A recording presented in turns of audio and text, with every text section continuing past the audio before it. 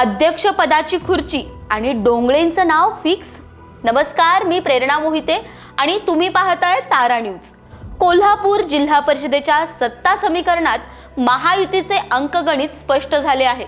तरी अध्यक्षपदाच्या खुर्चीवर कोण बसणार याची उत्सुकता शिगेला पोहोचली आहे. सर्वाधिक जागा मिळाल्याने राष्ट्रवादी काँग्रेस अजित पवार गट निर्णायक ठरला असून अमृता डोंगळे यांचे नाव आघाडीवर असल्याची जोरदार चर्चा सुरू आहे. वैद्यकीय शिक्षण मंत्री हसन मुश्रीफ यांनी कसबा तारळे मतदारसंघातून उमेदवारी देत दिलेला राजकीय संदेश आता स्पष्ट होताना दिसतोय.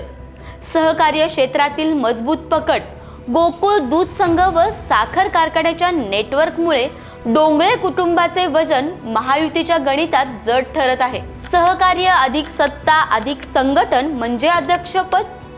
तालुकानिहाय संतुलन, महिला आरक्षण आणि अंतर्गत इच्छुकांची स्पर्धा ही आव्हाने असली तरी पक्षश्रेष्ठांच्या जवळीकीमुळे डोंगळे यांचे पारडे जड मानले जात आहे. आता सगळ्यांची नजर एकाच गोष्टीकडे.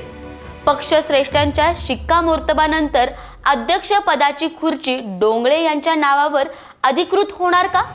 कोल्हापूरच्या सत्ताकारणात पुढील काही तास निर्णायक ठरणार आहेत.